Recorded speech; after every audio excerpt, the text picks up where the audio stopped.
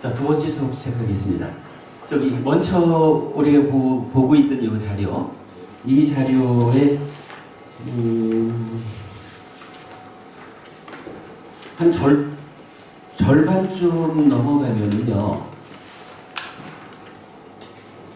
그 밑에 조금 아니 그 밑에 보시면 그다음 상카라 행에 의한 태어남 경이라는 경전이 있습니다.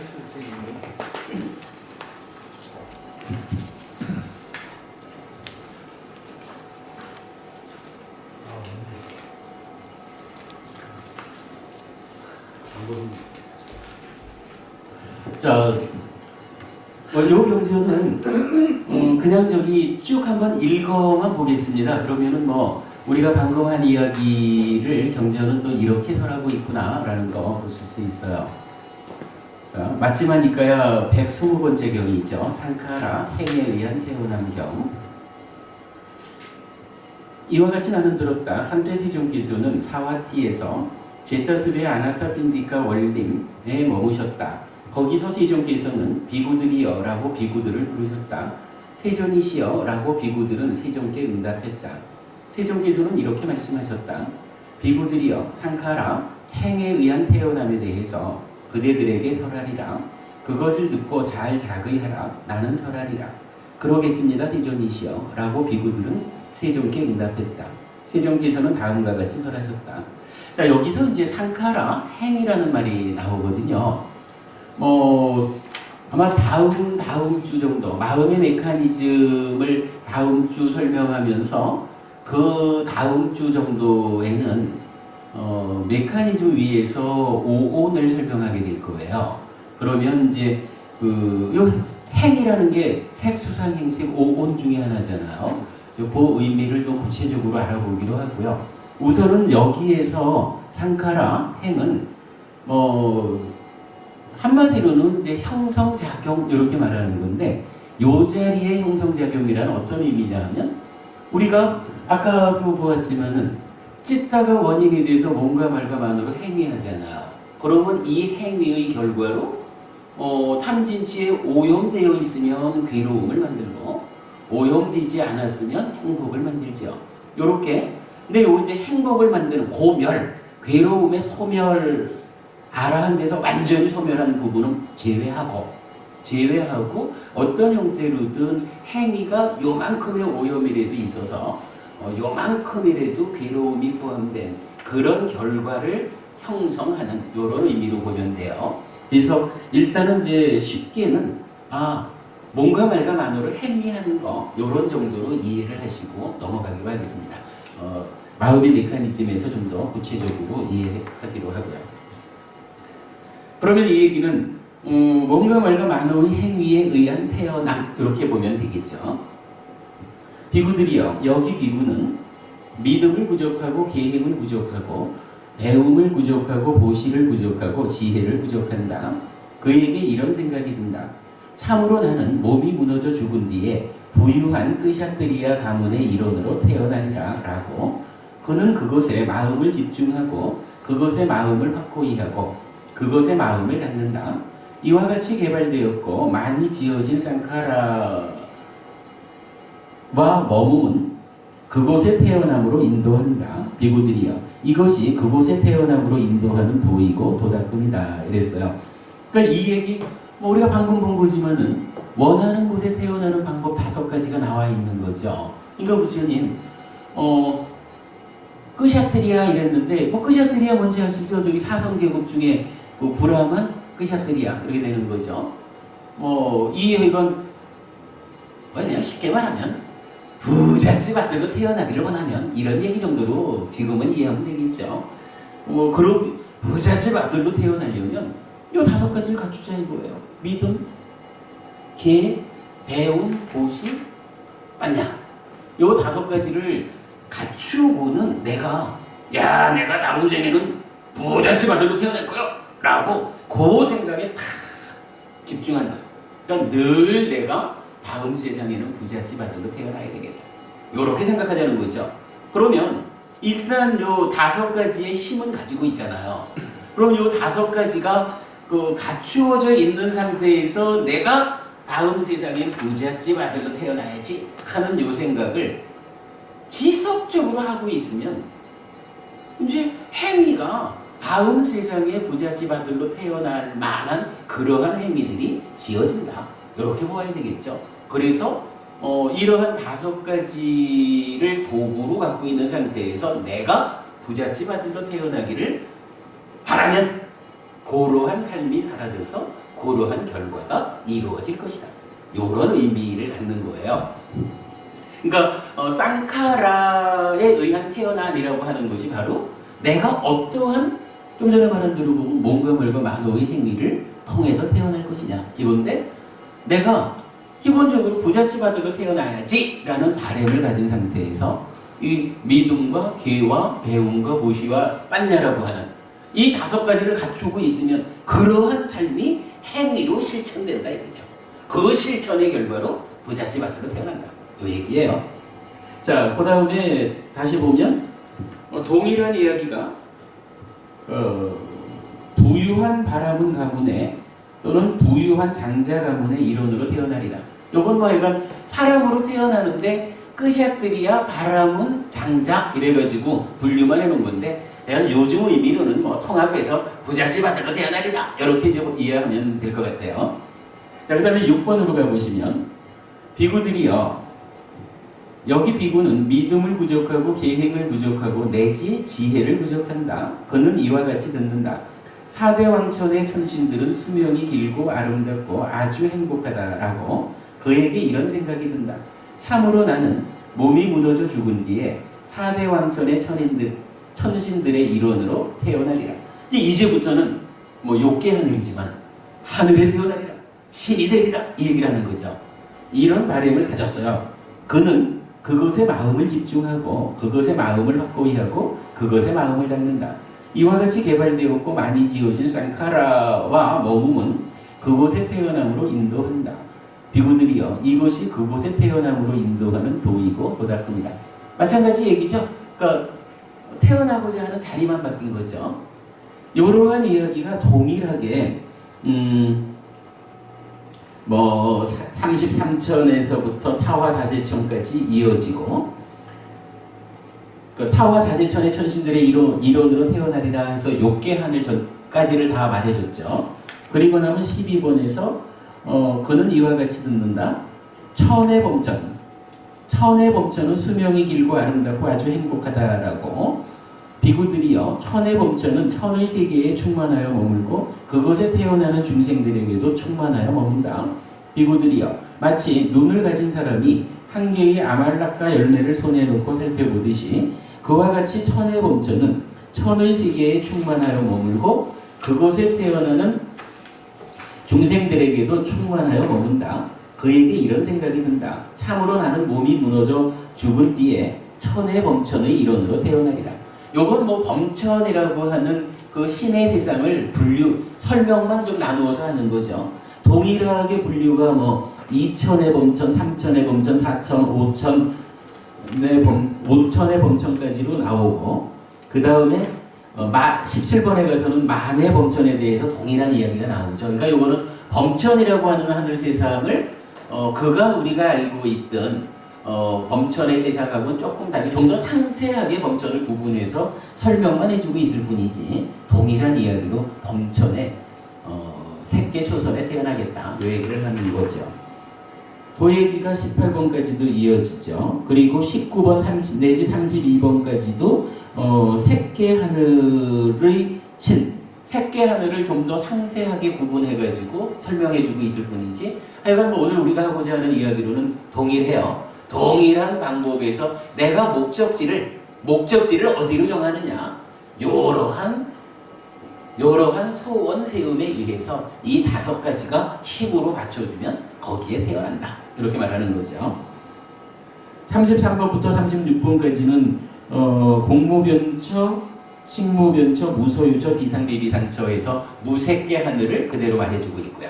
그러면 무색계 하늘까지를 말했다라고 하는 건 뭐냐 하면 이제 부잣집 아들로 태어난다 해서 시작해서 사왕천, 욕계 하늘의 시작부터 이제 끝까지 올라가서 무소유처 이러면은 결국 새끼 무새끼 하늘 전체를 포함한 하늘 세상 전부 이렇게 말하는 거죠. 그러니까 우리가 오치온인 자기 존재 중생으로의 삶을 유지하고 있는 하늘에서는 최고의 하늘까지 가장 높은 곳까지도 결국은 이러한 동일한 방법에서 내가 어디를 지향해서 노력하느냐, 그죠? 그 노력의 방법이 요 5가지인 거죠. 이제 이렇게 설명해주고 있다라는 거고요. 자, 다시 이제 36번, 그러니까 마지막 쪽이죠. 비구들이요. 여기 비구는 믿음을 부족하고 계행을 부족하고 배움을 부족하고 보시를 부족하고 지혜를 부족한다. 그에게 이런 생각이 든다. 참으로 나는 모든 번뇌가 다하여 아무 번뇌가 없는 마음의 해탈과 지혜를 통한 해탈을 바로 지금 여기에서 스스로 최상의 지혜로 알고 실현하고 부족하여 머물리라 라고. 그는 모든 번뇌가 다하여 아무 번뇌가 없는 마음의 해탈과 지혜를 통한 해탈을 바로 지금 여기에서 스스로 최상의 지혜로 알고 부족하고 구현하고 부족하여 머문다. 비구들이여, 이 비구는 어떤 곳에도 다시는 태어나지 않는다. 세존께서는 이와 같이 설하셨다. 그 비구들은 흡족한 마음으로 세존의 말씀을 크게 기뻐하셨다. 요거 뭔가요? 요건 이제 비상비비상처라고 하는 중생세간의 끝까지도 대상으로 하지만 이제 아예 거기를 벗어나서 다시는 태어나지 않는, 해탈한다는 얘기죠. 존재를 소멸해가지고 윤회에서 벗어나서 다시는 태어나지 않게 되는, 달리 말하면 아라한이 되는 요 자리를 말하는 거죠. 그러니까 결국 이렇게 된 거예요. 믿음과 계와 배움과 보시와 지혜라고 하는 요 5가지가 이제 내가 어디를 목적점으로 하고 노력하느냐, 어디를 목적점으로 하고 쌍카라 뭔가 말과 만어의 행위를 통해서 이 5가지를 실천하느냐, 요것에 따라서 목적하는 그 자리에 태어나는데, 요게 단순히 다시 태어나는 데까지만을 한계로 하지 않고 다시 태어나지 않는 해탈하는 거기까지도 동일한 방법으로 갈 수 있다, 이렇게 말해주는 거죠. 근데 이제 여기서 우리가 좀 깊은 이야기로는 한 가지 봐야 되는 게, 이 앞에 비상 비비상처까지 태어남은 설명하기를 상카라에 의한 태어남을 말하고 있거든요. 그런데 여기 마지막에 와서는 이제 그 상카라에 의해서 태어난다라는 이야기가 없는 거예요. 여기서 알려주는 게 뭐냐 하면, 상카라라고 하는 것은 어떤 형태로든 오염이 있는 상태의 행위다, 요걸 알려줘요. 요거 우리가 다음 주 5온에서 설명하겠지만, 이 5온에서 상카라라고 하는 행을 정의할 때 상카따라는 표현이 앞에 나와요. 상카따 된 것을 계속해서 형성한다고 해서 행이라고 한다 이러는데, 요 상카따라는 말이 유위, 무위라고 우리가 말하죠. 그때 무위를 제외한 유위라는 게 상카따거든요.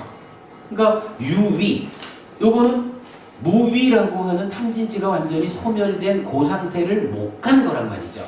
그러니까 어떤 형태로든 탐진치가 조금은 남아있는 그러한 상태에서 이 상카라 행이 정의되기 때문에, 이제 지금 여기서 이제 마지막 문단에 나와 있는 해탈에서 아라한되는 요거는 이제 상카따 유위 탐진치가 요만큼이라도 남아있는 상태에서 성취할 수 있는 게 아니잖아요.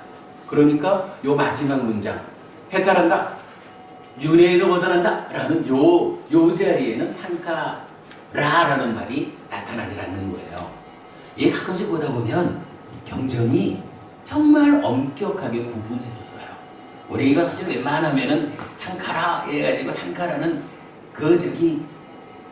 상카따 위에 있고 아상카따는 포함하지 않아, 이런 부분 신경 안 쓸 수도 있는데, 경전은 명확하게 구분을 해가지고 형성한다라고 하는 것은 이렇게 중생으로 살아가는 삶에 대한 이야기다, 이런 부분을 확인해 주는 거예요.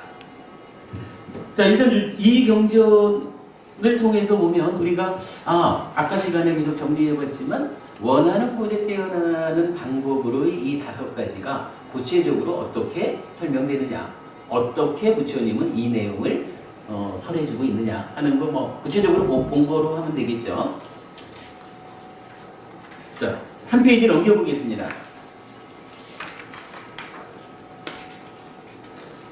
요 5가지에 대해서 주제로 해서 설해지는 경전을 뭐 그냥 참고적으로만 보겠습니다. 구족경이라 그래서 앙구따라니까야 5에 모음 46번째 경이네요. 비구들이여 5가지 구족이 있다. 무엇이 5인가? 믿음의 구족, 계의 구족, 배움의 구족, 배품의 구족, 배품 보시죠. 지혜의 구족이다. 비구들이여 이러한 5가지 구족이 있다라고 해서 이 5가지가 우리가 구족해야 된다, 갖추어야 하는 것이다, 이런 의미를 알려주는 거죠. 그냥 이게 이렇게 그 경전들에서 나타나기만 하는 게 아니라 아예 이 5가지를 부처님은 갖추어야 한다, 구족해야 한다, 이렇게 이제 알려주는 거죠. 밑에 재물경이 있어요. 요건 47번째 경이네요. 이어지는 것이네. 비구들이여 5가지 재물이 있다. 무엇이 5인가? 믿음의 재물, 계의 재물, 배움의 재물, 배품의 재물, 지혜의 재물이다. 구족이라는 말을 재물이라는 말로만 바꿔놨죠. 재물이라는 건 뭐예요? 우리가 살아가는데 필요한 거죠. 그런 의미로 재물이라는 말로 표현을 했고, 비구들이여 그러면 무엇이 믿음의 재물인가? 여기 성스러운 제자는 열애의 깨달음에 믿음을 가진다. 이런 이유로 거군세종께서는 아라한이시며 완전히 깨달은 분이시며 영지와 실천을 부족한 분이시며 피안으로 잘 가신 분이시며 세간을 잘 알고 계신 분이시며 가장 높은 분이시며 사람을 잘 길들이는 분이시며 하늘과 인간의 스승이시며 깨달은 분이시며 세종이시다 라고 비구들이여 이를 일러 믿음의 재물이라 한다. 요거 뭔가요? 우리가 계속해서 생각해야 하는 6가지 중에 첫 번째로 나타난 부처님을 생각하는데 부처님을 어떻게 생각해야 하나요? 요때 제가 부처님이 열의 10호라고 해서 10가지로도 10가지 이름으로도 나타나고 또는 붓다 구덕 해가지고 9가지로도 나타난다 그랬죠. 여기서 이제 가장 높은 분 무상사하고 사람을 잘 길들이는 분 조어장부 요 2가지를 붙여서 하나로 말하기도 하죠. 그래서 무상조어장부 이렇게 되는데 니까야적인 의미로는 9가지로 보는 게 좀 더 정확할 것 같아요. 하여간 믿음이란 이렇게 여기서 정말 다시 한번 제가 강조해 드리는 거, 제가 그 믿음 이러면은 늘 그 얘기를 하죠. 믿음이 뭡니까? 그냥 부처님 이러는 게 아니라 부처님의 깨달음에 대한 믿음이다 이렇게 말했죠. 여기서도 지금 그게 나타나죠. 여기 성스러운 제자는 열애의 깨달음에 믿음을 가진다. 그리고는 10가지로 부처님을 말했다라는 것은 부처님의 깨달음의 상태를 표현한 게 10가지다 이런 의미예요. 요거 보는 건 아주 중요해요. 믿음, 부처님의 깨달음. 부처님은 완전한 깨달음을 성취한 분이다. 달리 말하면 부처님 깨달음은 완전하다. 부처님 깨달음은 한 점의 결함도 없다.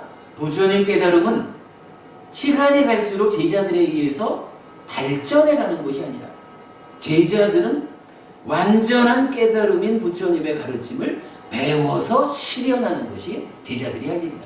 이런 부분을 다 포함하고 있는 거예요. 이거 아주 중요한, 믿음에 대한 정말 중요한 포인트입니다. 그거 기억하시고요. 자, 다음 이어서 비구들이여 그러면 무엇이 계의 재물인가? 비구들이여 여기 성스러운 제자는 생명을 죽이는 것을 멀리 여의고 주지하는 것을 가지는 것을 멀리 여의고 삿된 음행을 멀리 여의고 거짓말하는 것을 멀리 여의고 밤이라는 근본이 되는 술과 중독성 물질을 멀리 여의었다. 비구들이여 이를 일러 계의 재물이라 한다. 그러니까 여기서는 이 5가지 중에 계, 물론 이제 계가 기본적으로 지계, 계를 지킨 이렇게 나타나지만 저는 이거를 계속 특히 제가 제자의 경우라면 5계를 지키는 이렇게 말하죠. 근데 지금 이 경에서 계의 재물 이래가지고 알려주는 게 5계를 지키는 걸 알려주죠. 그러니까 개 이렇게 말해도 되고 오개 이렇게 말해도 된다. 그런 거죠. 다시 비구들이여 그러면 무엇이 배움의 재물인가? 여기 성스러운 제자는 많이 배우고 배운 것을 바르게 호지하고 배운 것을 잘 정리한다. 시작도 훌륭하고 중간도 훌륭하고 끝도 훌륭하며 의미와 표현을 부족하여 더할 나위 없이 완벽하고 지극히 청정한 범행을 확실하게 드러내는 가르침들이 있으니 그는 그러한 가르침들을 많이 배우고 호지하고 말로서 친숙해지고 마음으로 숙고하고 견해로서 잘 꿰뚫는다. 비구들이여 이를 일러 배움의 제물이라 한다. 뒤에 이 배움의 내용을 한번 더 살펴보기로 하고요. 오늘은 시간 관계상 그냥 이렇게 읽고 갈게요. 그럼 배움이 무엇인지는 충분히 설명은 되어 있죠. 부처님 가르침이라는 게 이렇게 시작도 중간도 끝도 다 훌륭한 거예요. 그렇게 이제 넘어갈게요. 비구들이여 그러면 무엇이 베품의 제물인가? 여기 성스러운 제자는 인색함이 때가 없는 마음으로 제가에 살고 아낌없이 보시하고 손은 깨끗하고 주는 것을 좋아하고 다른 사람의 요구에 반드시 부응하고 보시하고 나누어 가지는 것을 좋아한다. 장자여 이를 일러 베품의 제물이라 한다. 요건 우리 계속해서 생각해야 하는 6가지 중에 보시 그 내용이죠. 다시 비구들이여 그러면 어떤 것이 지혜의 제물인가? 비구들이여 여기 성스러운 제자는 지혜를 가졌다. 그는 일어나고 사라짐을 꿰뚫고 성스럽고 통찰력이 있고 바르게 괴로움의 소멸로 인도하는 지혜를 부족하였다. 비구들이여 이를 일러 지혜의 제물이라 한다. 이랬어요. 여기에서는 지혜라는 것이 여러 곳에서 사용이 되는데 지금 번역에서 조금씩 차이가 있지만 지혜가 기능으로 힘으로 다양한 곳에서 빤냐 지혜가 나타나는데 이 지혜를 설명하는 표현은 대표적으로 무엇이냐 하면 한 가지는요 바르게 괴로움의 소멸로 인도하는 지혜 이랬죠. 그러니까 고멸로 이끌어주는 것이에요 지혜는. 그런데 이 지혜를 대표하는 게 뭐냐 하면 일어나고 사라짐을 꿰뚫는다 요거예요. 물론 뒤에 성스럽고 통찰력이 있고 하는 거야 이건 훌륭한 거 좋은 거 이런 얘기로 보면 되죠. 지혜를 설명하는 대표적인 이야기는 일어나고 사라지는 것을 분명히 하는 것이다 이거거든요. 일어나고 사라진다는 게 뭐죠? 달리 말하면 요거 무상하다라고 하는 거예요. 달리 말하면 연기하는 것이다. 조건들이 어떻게 결합하느냐에 따라서 생겨났다가 그 조건들의 결합이 해소되면 소멸하는 거. 요거 일어남 사라짐이죠. 달리 말하면 무상하다. 그죠? 그래서 결국은 이렇게 일어나고 사라짐을 분명히 한다, 꿰뚫는다라고 하는 게 연기를 보는 것이고 요게 무상을 보는 것이고 그럼으로써 무상고 무아라고 하는 바른 경향성을 갖는 곡을 말하는 거예요. 그러면 이제 여기서 우리가 좀 전 수업에서 말했던 빤야를 3가지로 말해줬잖아요. 굉장히. 그래서 첫 번째는 찐따마야 빤야. 깊은 사색을 통해서 생겨나는 지혜 이랬잖아요. 그러니까 깊은 사색의 과정을 통해서도 어떤 일이 가능하냐 하면 참으로 세상이라는 것이 존재한다는 것이 이게 정말로 다양한 조건관계 때문에 만들어지는구나. 요걸 깊은 사색에 의해서도 그만큼 알아낼 수 있다는 거죠. 그래서 가능하잖아요. 그리고 두 번째로 수타마야 빤냐 이래가지고 배움을 통한 지혜 이랬다고요. 그것도 마찬가지죠. 아까도 반복적으로 말한 거지만 상라가정이라고 하는 존재의 실상에 대한 오해 이거를 무상고 무아라고 하는 존재의 실상을 배워 알므로써 바꾸는 거잖아요. 또 그래서 그렇게 무상고 무아라고 하는 존재의 실상을 아는 견해 이것이 바른 견해다. 거기가 지혜다. 이렇게 말한 거니까 똑같죠. 그리고 이거를 아예 수행을 통해 가지고 나의 내면의 경향성까지를 어떻게 해요? 상라가정이라는 경향성을 치유해서 무상고 무아라고 하는 치유된 상태의 경향성 힐링의 완성이 이제 사실은 여기에 있는 거예요. 힐링의 완성이라. 그러면 거기에서도 세 번째 지혜가 생겨나는 거죠. 그러면 우리가 지혜를 세 가지의 지혜로 말했다라고 할 때 그 각각의 지혜가 결국은 깊은 사색 과정을 통해서 어떤 걸 알았다. 요걸 의미하는 건 아니죠. 깊은 사색의 과정을 통해서 참으로 세상이라는 것은 이렇게 조건들에 의해서 결과가 생겨났다가 조건이 해소되면 사라지는 요런 거구나라고 이거를 깊이 있게까지는 몰라도 삶의 과정에서 필요한 어떤 것을 생각해서 알 수 있는 거죠. 배워서 알 수 있는 거죠. 그리고 수행을 통해서 완성할 수 있는 거. 그렇게 그 수행이 세 가지로 알려진 것이 그 의미를 우리가 이해해야 되겠죠. 자, 이렇게 이제 5가지 재물을 설명을 하고 이제 노래가 하나 나오죠. 열애께 흔들리지 않고 잘 확립된 믿음을 가지고 선하고 성자들이 좋아하고 칭송하는 기회를 지니고 승가에 청정한 믿음이 있고 올곧은 자를 보는 자 그는 가난하지 않다 일컬어지나니. 그러니까 이런 것을 다 갖추면 가난하지 않다. 왜? 그 자체가 이미 재물이야. 그런 얘기죠. 꼭 물질적으로 뭐 재산을 갖지 않아도 이런 이야기. 그는 가난하지 않다 일컬어지나니 그의 삶은 헛되지 않도다. 그러므로 슬기로운 자는 부처님들의 교법을 덕념하면서 믿음과 계와 청정한 믿음과 법을 보매 몰두할지라라고 계가 개성을 하나 불렀죠. 자, 그렇게 보고 이제 다음 페이지로 넘어가 보겠습니다. 자, 다음 페이지에는 행위경이래서 안구따라니까요 8의 모음의 36번째 경입니다. 요거 사실은 이제 그 뿐냐 끼리야라고 하면 이게 뿐냐가 공덕이란 말이거든요. 그래서 공덕을 만드는 행위경 이렇게 이제 보면 되죠. 비구들이여 3가지 공덕행의 토대가 있다. 무엇이 셋인가? 보시를 통한 공덕행의 토대, 계를 통한 공덕행의 토대, 수행을 통한 공덕행의 토대이다. 자, 요거 우리가 늘 말하는 3가지 공덕행 그거죠. 비구들이여 어떤 사람의 경우 보시를 통한 공덕행의 토대와 계를 통한 공덕행의 토대는 조금 만들었지만 수행을 통한 공덕행의 토대를 만들지는 못했다. 그는 몸이 무너져 죽은 뒤에 불운한 인간으로 태어난다. 비구들이여 어떤 사람의 경우 보시를 통한 공덕행의 토대와 계를 통한 공덕행의 토대는 보통으로 만들었지만 수행을 통한 공덕행의 토대를 만들지는 못했다. 그는 몸이 무너져 죽은 뒤에 운이 좋은 인간으로 태어난다. 비구들이여 어떤 사람의 경우 보시를 통한 공덕행의 토대와 계를 통한 공덕행의 토대는 굳건하게 만들었지만 수행을 통한 공덕행의 토대를 만들지는 못했다. 그는 몸이 무너져 죽은 뒤에 4대 왕천의 신들의 동료로 태어난다. 자, 요 세 문장을 보면 이렇게 나타나죠. 3가지 공덕행 중에 보시와 계라고 하는 2가지를 그러니까 수행은 아예 못 만든 거예요. 3가지 다. 수행은 아예 못했어요. 그래서 수행으로 어떤 성질을 보지는 못했는데 첫 번째 경우는 보시와 계를 통한 공덕행을 조금 지었어요.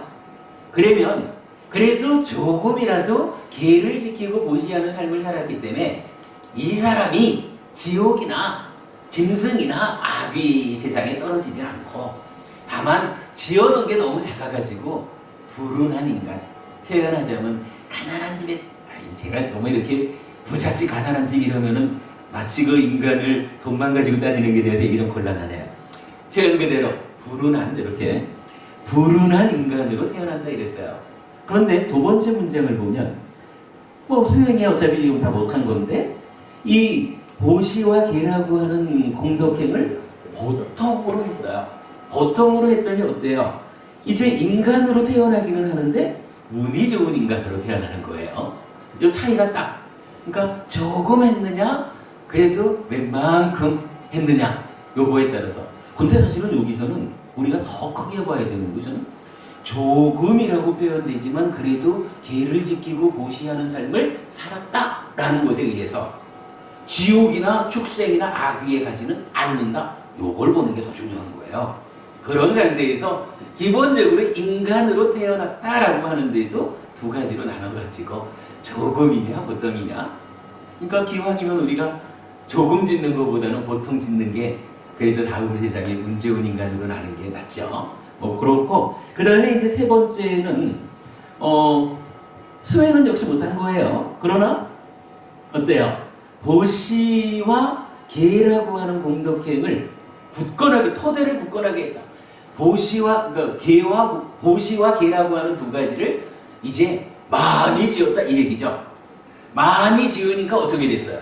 사대왕천이라고 하는 그러니까 사왕천이라는 하늘에 태어났죠. 그러니까 어차피 수행 아까 우리가 수행 세 가지로 알아봤죠. 그 세 가지 수행으로 성과를 내지 못한 상태는 동일한데 그래도 계를 지키고 보시하는 이러한 삶에 투철했다라고 하면 일단 하늘에 태어나는 것이 이렇게 결과되는 거예요. 보장되는 거예요.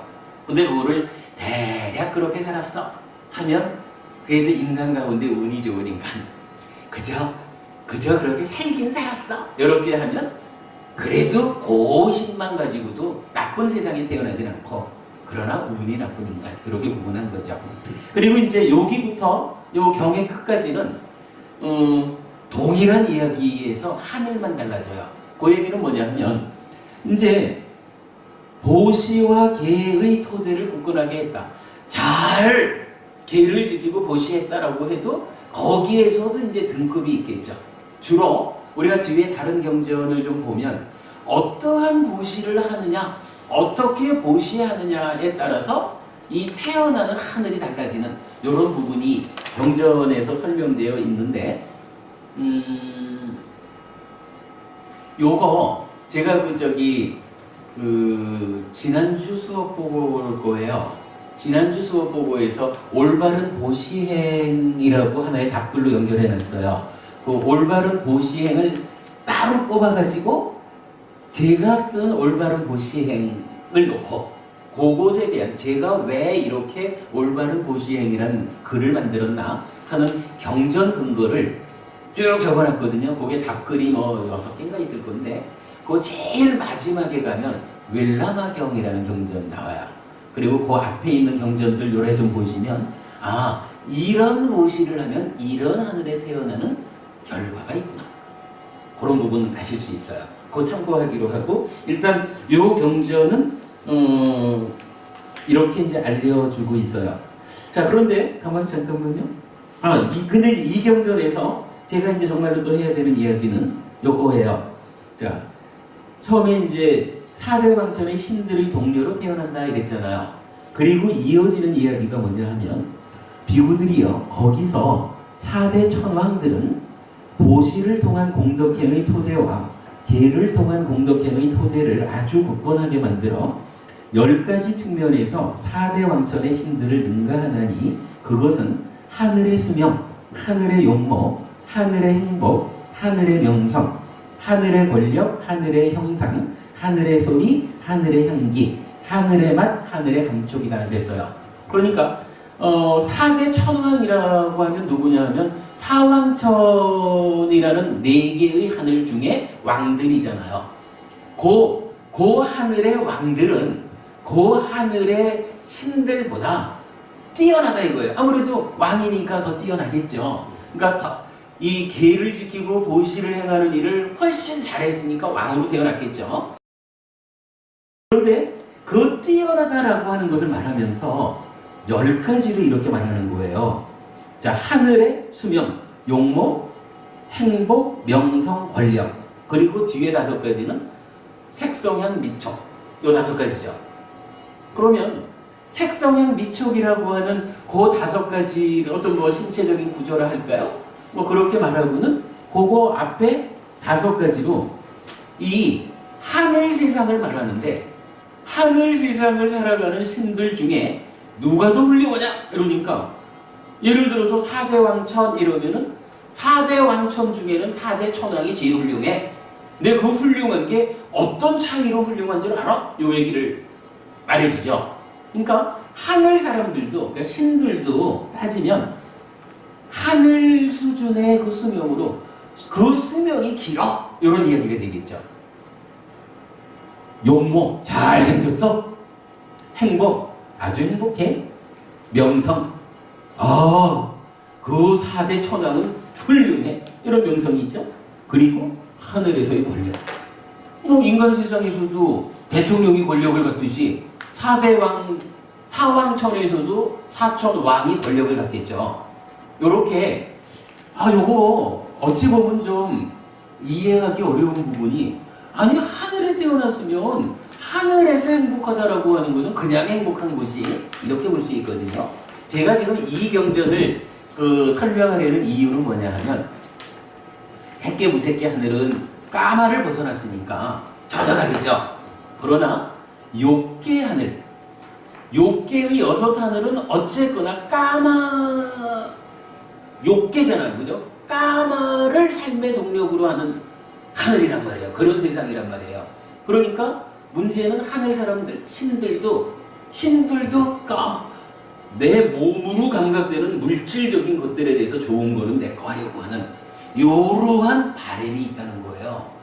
그런데 하늘에 태어났다, 하늘이 행복하다라는 건 뭐냐 하면, 내가 바라는 게 저 좋은 거 내 거 해야지 라고 해서 바라는 게 있을 텐데, 이 바라는 곳의 성취도가 얼마냐.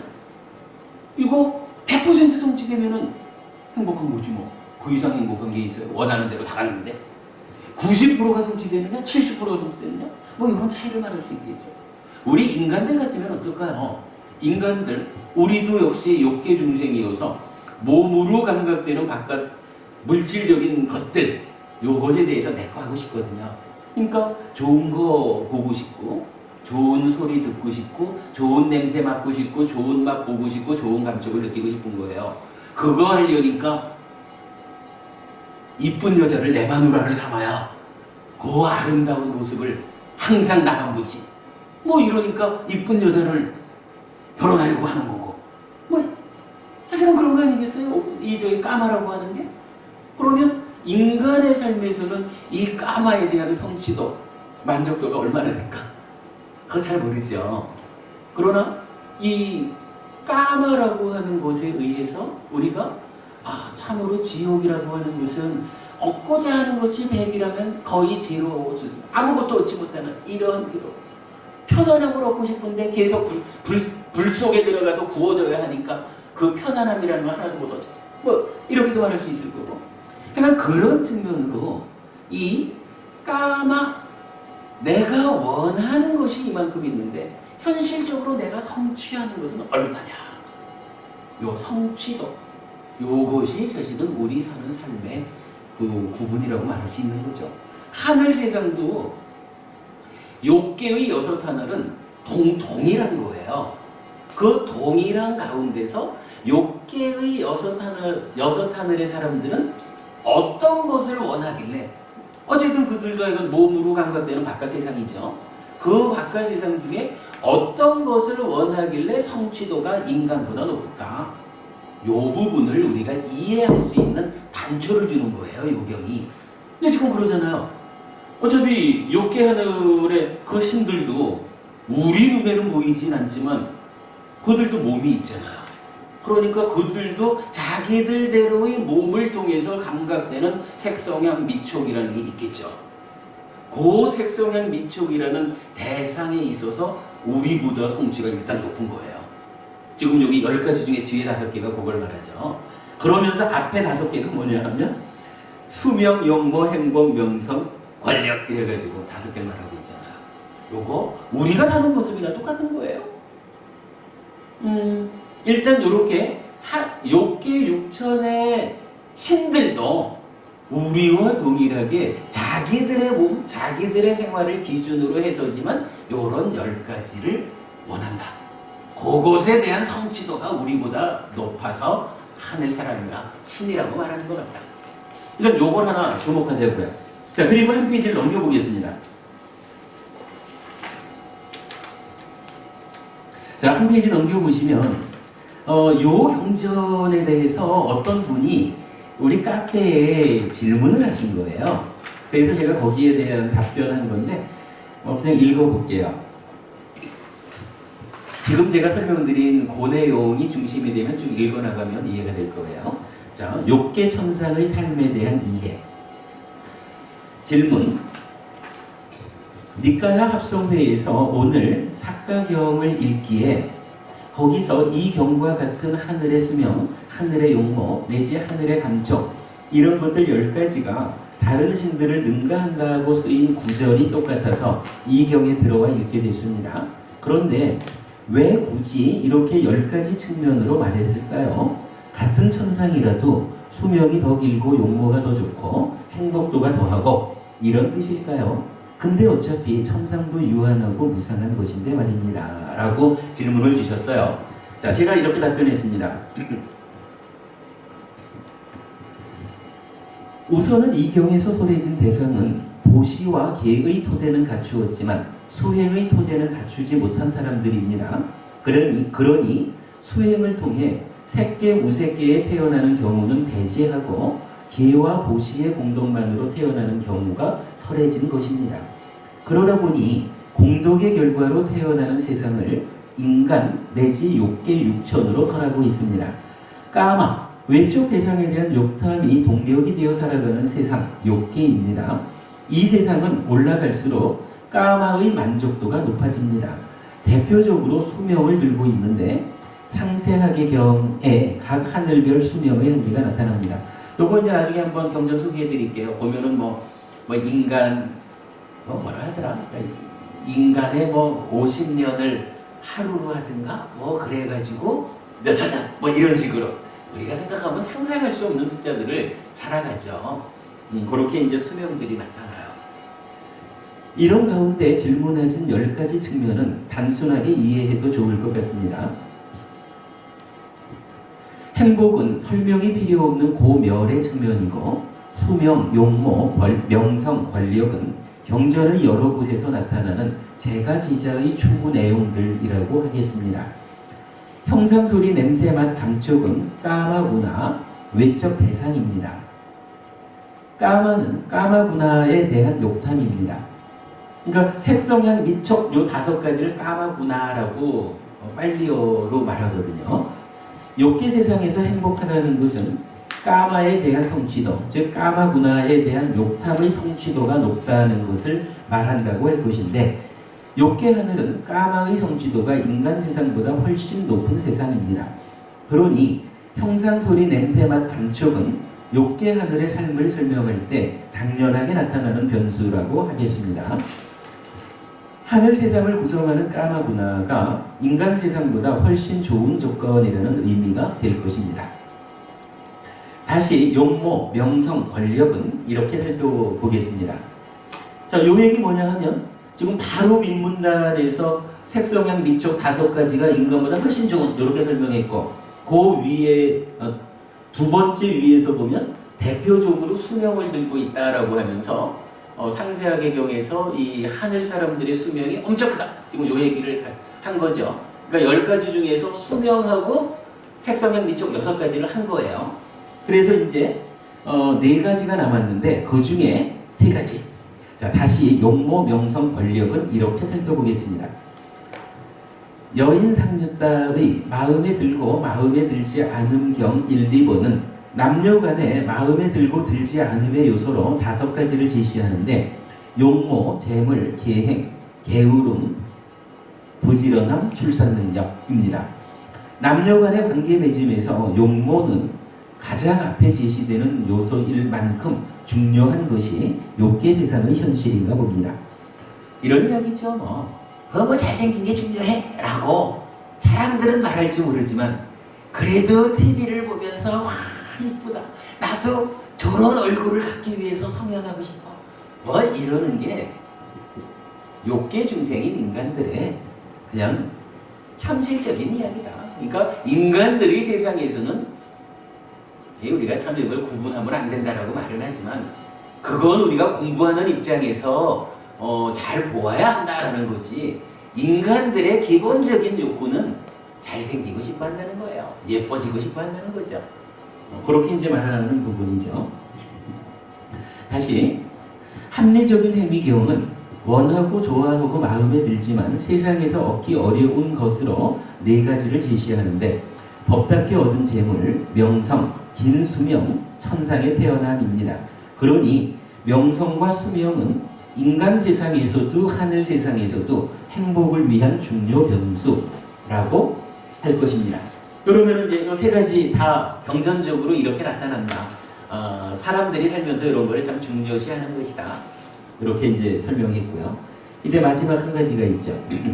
산의 비유경에서 파세나디 꼬살라 왕은 권력의 취기에 중독되고 감각적 욕망, 요 까마예요. 감각적 욕망의 집착에 사로잡혀 있으며 백성의 이익과 안전을 도모하고 광대한 영토를 정복하여 통치하는 관정의 대관식을 거행한 으샤트리아 왕이라고 자신을 표현하는데 권력을 가장 앞에 내세우는 것을 볼 수 있습니다.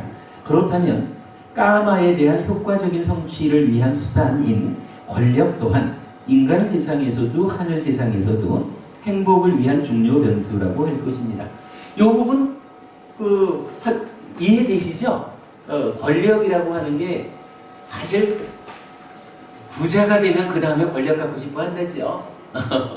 근데 그러나 이건 이 권력을 왜 갖느냐 하면 결국은 내가 살아가면서 갖고 싶은 거, 성취하고 싶은 요거를 성취하기 위한 힘이 되니까 효과적으로 성취하는 힘이니까 그 권력을 가지려 한다는 건데 이러한 권력이라는 것이 인간 세상뿐만 아니라 욕계 세상에서도 동일하게 적용되는 중요한 요소다. 이렇게 나오는 거죠. 그러니까 이렇게 그 삶의 중요한 그러니까 우리 삶에서 이렇게 의미를 가지는 것들이다 보니까 경전에서도 하늘 사람을 설명하면서 이러한 10가지에서 뛰어남으로 하늘 사람의 행복한 상태를 말하고 있다. 이런 의미죠. 이렇게 보면은 하여간 욕계 육천이라고 하는 이 하늘이 어떠한 삶을 영위하고 있는지에 대해서 우리가 대략적으로 감을 잡을 수가 있겠죠. 그 의미 때문에 이제 요 경전을 알려드리는 겁니다. 자, 마저 읽어볼게요. 무엇보다도 욕계 하늘은 인간 세상과 같은 범주에 속하는 욕계 세상입니다. 까마의 세상인 것입니다.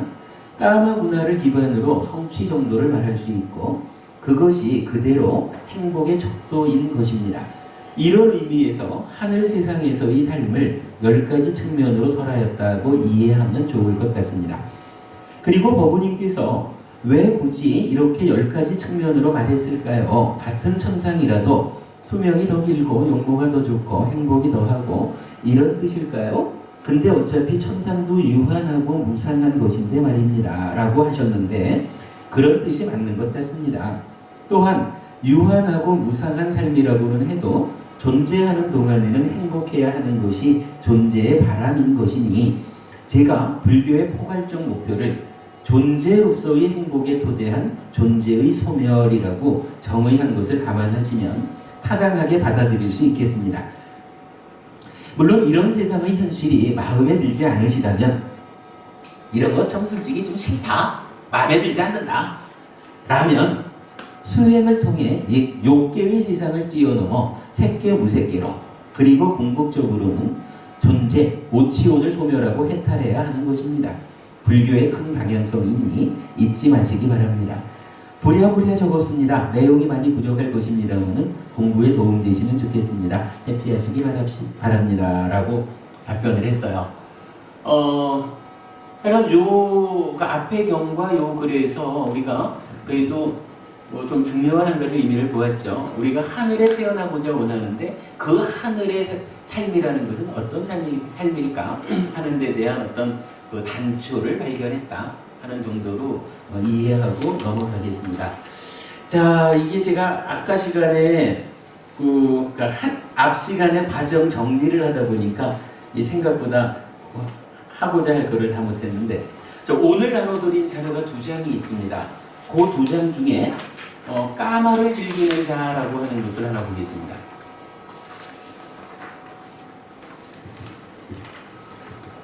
이것도 그냥 읽어볼게요. 까마를 즐기는 자, 까마보기 7월 18일은 청성교도소 법회에 참석하였습니다. 재소자 법부님들에게 제한된 공간에서의 삶이라 해도 행복하기를, 그리고 출소 후에 행복한 삶을 잘 준비하기를 바라는 마음으로 부처님 가르침을 전달하는 법회입니다. 지난달 법회에 이어 동일한 주제로 설법하였습니다. 탐진치에 강제되어서 대상을 붙잡고 집착, 행위하면 괴로움을 만든다는 내용입니다. 탐진치에 강제되지 않기 위해서는 수행이 필요한데 사념처, 사마타, 윗바사나 수행입니다. 이 수행의 시작은 내가 선택한 어떤 대상을 놓치지 않고 붙잡는 훈련, 사념처입니다. 놓치지 않고 붙잡은 상태가 지속될 때 삼매가 성취되고, 삼매 상태에서 찌따를 일시적으로 탐진치에서 해탈케 하는 사마타와 찌따의 해탈 상태에서 번뇌를 소멸하는 윗바사나로 연결됩니다. 번뇌가 소멸하면 인식 과정에서의 번뇌의 작용 결과인 탐진치가 일어나지 않아 괴로움을 만들지 않게 됩니다. 해탈 열반. 설법에 이어 동행한 친구를 소개했습니다. 아직 여유롭지 못해 저는 몸만 가서 설법만 하고 돌아오곤 했는데 이달 법회에는 어부님 한 분이 함께 하셨기 때문입니다. 쌀을 2마리나 들여서 떡을 하고는 저희 교통편까지 제공해 주신 것이지요. 요거 금년 7월 얘기하는 게 이게 작년일 거예요. 금년에는 그래도 덕분에 제가 그 빈손으로 가지 않고 조금씩 준비해서 갑니다. 우두머리 삼류따에 속한 라시아경 이야기로 유순화 법부님을 격려해 드렸습니다. 경은 세 부류의 까마를 즐기는 자를 말하는데 1. 어떤 방법으로 재산을 모았는가? 2. 자신의 이익을 위해서 사용하는가 아닌가? 3. 남의 이익을 위해서 사용하는가 아닌가? 입니다. 그래서 세 가지를 기준한 비난과 칭송을 말하는데 예를 들면 정당한 방법으로 재산을 모으지 못한 한 가지로 비난받고 자신의 이익과 남의 이익을 위해 사용한 2가지로 칭송받는다는 등의 방법입니다. 그리고 이 세 가지 기준 모두의 긍정적인 사람은 다시 그 재산에 집착하는가 아닌가로 분류하고 있는데 이렇게 해서 비난과 칭송은 10가지로 분류됩니다. 까마를 즐기는 자 경은 이 내용을 직접 10가지로 분류하여 설하는데 표로 만들어 첨부하였습니다. 이거 뒷면에 있어요. 유순화 법부님은 만난 지 오래되지 않았기에 유순화 법부님을 만난 지 오래되지 않았기에 정당한 방법으로 재산을 모으고 있는지에 대해서는 알지 못합니다. 다만 자신의 이익과 남의 이익을 위해 재산을 사용함으로써 2가지 측면에서의 칭송을 우선 받으라고 안내하였는데 유순화 법부님께서 재소자 법부님들을 위한 보시공덕행에 동참키로 한 것입니다. 다른 소비를 간소화하여 보시공덕행을 실천하는 것은 불자로서의 훌륭한 삶입니다. 그래서 재소자 법부님들에게 새로 만난 법부님을 소개하면서 이런 격려의 말씀을 들려드렸습니다. 2가지로 칭송받는 것으로 시작해서 차츰차츰 4가지로 칭송받는 삶으로 향상하시기 바랍니다. 청성교도소는 멉니다. 늘 혼자 다니던 그 길을 공덕행에 동참한 법부님과 함께하니 먼 줄 모르고 다녀왔습니다. 감사합니다. 해피하시기 바랍니다. 이랬는데 여기서 내가 중심되는 얘기를 요걸 한 거예요. 까마를 즐기는 자라고 해서 부처님은 이 욕계 중생 까마를 즐긴다 그래가지고 즐거워한다 이런 의미가 아니라 이건 사실은 우리의 삶 자체가 몸으로 물질을 감각하는 그 가운데 좋은 건 내 거 하려는 이러한 삶을 살아가고 있는 그런 의미인 것 같아요. 그러한 삶, 욕계 중생으로의 삶을 영위해가는 그런 의미인 것 같은데 그 가운데에서 보면 이 물질적인 데 대해서 3가지로 말한다는 거예요. 재산을 모으기를, 재산 형성 과정이 어때? 잘했어 못했어? 자기 스스로를 위해서 재산을 써 안 써? 남들을 위해서 보시하는 공덕을 지어 안 지어? 이렇게 3가지로 구분을 해가지고 어떤 우열의 문제를 두진 않아요. 경전에서 어떤 게 더 중요하다라고 말하지는 않고 단순히 3가지로 나열을 해보는 그 중에 어떤 사람이 혹시 재산을 돈을 버는 과정에서는 좀 잘못된 방법으로 벌었는데 그래도 그 벌은 돈을 가지고 자기도 좀 스스로도 행복하게 잘 먹고 잘 살고 남을 위해서 쓰기를 한다면 요거는 어차피 세 가지로 구분했으니까 버는 거는 잘못 벌었으니까 비난받아야 되는데 쓰는 데 있어서 자기를 위해서 쓰는 것은 칭송받는다. 남을 위해서 쓰는 것 칭송받는다. 그러니까 이 사람은 두 가지로는 칭송받고 한 가지로는 비난받는다. 요렇게 이제 분류를 한 거예요. 그리고 마지막 이게 세 가지를 다 잘해. 버는 것도 정당하게 폭력 없이 벌고 자기도 행복하게 하고 남도 행복하게 하는 가장 훌륭한 삶이 되겠죠. 이러한 삶의 경우에는 이제 한 단계 뛰어 올라가지고 이제 무상고 무화라고 하는 따지면 수행의 이야기가 되는 거죠. 그렇게 벌은 돈에 대해서 집착하느냐 아니면 무상고 무화인 줄 알아서 그 돈 벌은 재산을 잘 활용해서 공덕 짓는 데 쓸 줄 알지 그거를 붙잡고 앉아가지고 집착하지 않는 요 집착 여부로 한 번 더 나눠져요. 그러니까 마지막에 한 번 더 나눠주니까 그 경우의 수가 하나가 늘어나죠. 그래서 10가지 경우가 생긴다는 거예요. 그걸 놓고 이제 제가 이 교도소법회에 같이 간 법우님한테 그 격려의 말씀을 제가 당신을 만난 지가 오래되지 않아서 당신이 돈을 정당하게 벌었는지는 모르겠습니다. 그건 아직까지는 당신의 소관입니다. 그러나 제가 당신에게 버는 과정은 확인하지 못하지만 쓰는 데 있어서는 그대도 그대를 위해서도 쓰고 남을 위해서도 쓰는 칭송받는 삶을 살아야 합니다. 라고 권해드렸더니 이 사람이 교도소 가는 그 공덕행에 동참을 한 거예요. 그래가지고 제가 공개적으로 이분한테 이렇게 격려한 거라. 제가 아직 당신을 만난 지가 오래지 않아서 버는 과정을 모릅니다. 그러나 오늘 이 자리에 동참하신 거로 보면 두 가지 면에서는 칭송받을 만합니다. 그렇다면 이제 두 가지 면에서는 칭송받을 수 있는 행위를 시작했으니 여기서 시작해서 앞으로 그대의 삶이 버는 과정도 칭송받을 수 있도록 만들어가고 그 이후에는 버는 것에 집착하지 않고 무상고 무아인 줄 하게 알아서 더 큰 공덕을 짓는 삶을 만들어 가십시오. 따지자면 두 가지의 칭송에서 네 가지 다 칭송받는 삶으로 삶을 바꾸십시오. 향상하십시오. 이렇게 격려했다라는 거예요. 그게 이제 핵심이고, 자 뒷페이지에 보면 지금 말씀드린 요거를 표로 만들어 봤어요. 그러니까 나중에 한번 보셔요, 여러분. 그 재산 습득 과정에서 부당하냐, 그러니까 부당하고 폭력적이냐 아니냐 하는 것으로 구분을 했고, 거기에 대해서 사용을 하는데 자기 생활에서 행복하게 하고 만족하게 하느냐, 남들에게 공덕해, 즉 나누어 가지고 공덕을 짓느냐, 그리고 마지막 제일 밑에 가서만 세 가지 다 잘하고 있다면 통찰하고 있느냐, 재산에 묶이지 않고 홀리지 않고 집착하지 않으며 위험을 보고 벗어남을 통찰하고, 요거를 두 가지가 나뉘어서 10가지. 그러면은 이 보면은 첫 번째 경우는 비난과 칭송 측면에서 비난 3, 칭송 제로잖아요. 마지막 10번째 경우는 뭐예요? 비난 제로, 칭송 4 이렇게 되는 거죠.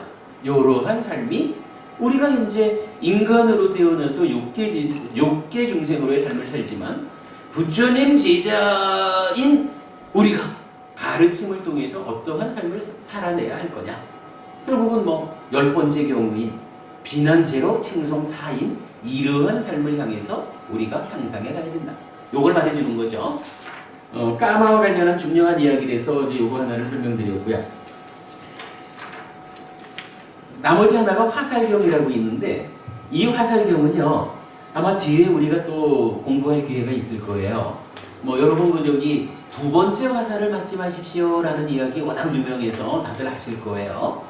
두 번째 화살을 맞지 말라라고 하는데, 오늘 제가 이 경전을 소개하려고 한 이야기는요 사실은 그 부분보다는 어디에 있느냐 하면 제일 밑에서 두 번째 문단 한번 보시겠어요? 두 번째 문단 보면 그 밑에서 두 번째, 그것은 무슨 이유 때문인가? 비구들이여 배우지 못한 본분은 까마의 즐거움 외에는 그 괴로운 느낌으로부터의 벗어남을 알지 못하기 때문이다 이랬어요. 이게 뭐냐 하면 우리가 그야말로 배우지 못한 사람은 살다 보면 괴로움을 겪게 되잖아요.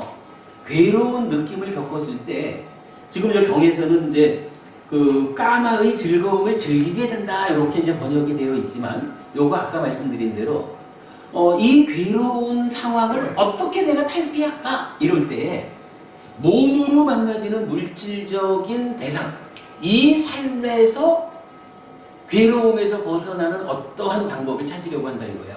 그리고 달리 말하면 뭔가요? 우리가 저기 살다가 이것저것 좀 힘들면 어떡하나요? 아이고 담배부터 한 대 피고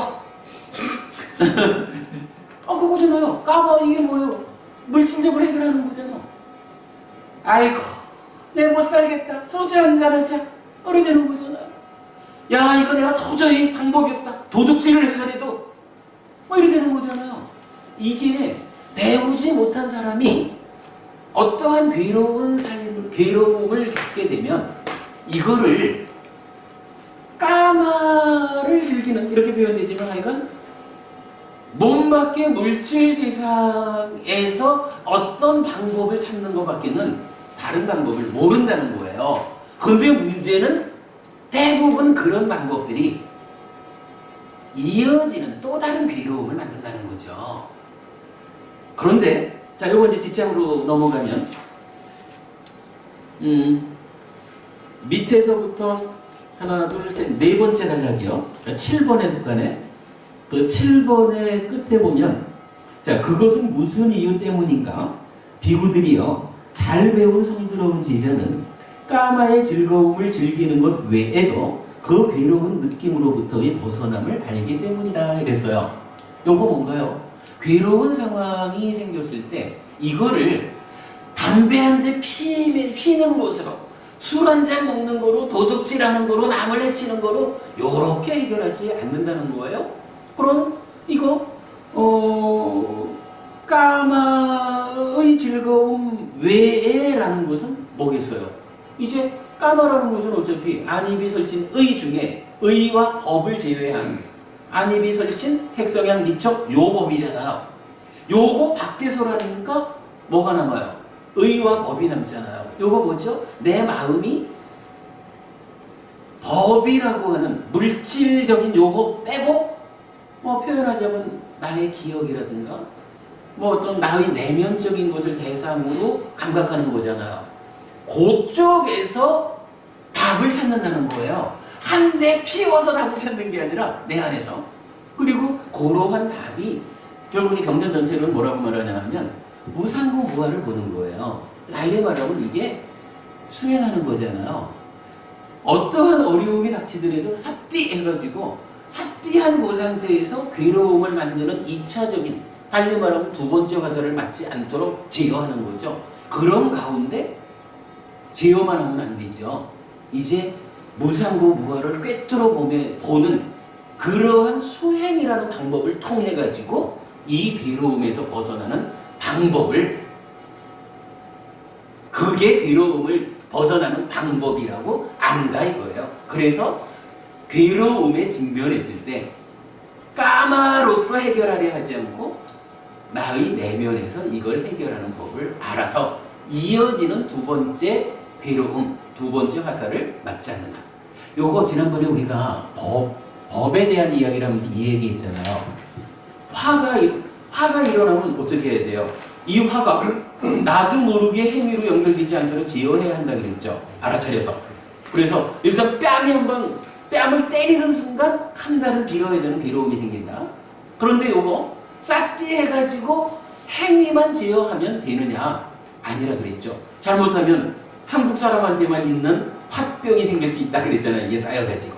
그래서 실제로 공부하는 사람들은 화가 일어나면 요거에 대해서 두 단계로 대처한다 그랬죠. 첫째는 삿띠 해가지고 이 화가 나도 모르게 행위로 연결돼서 뺨을 때리는 요거 제어해야 되죠.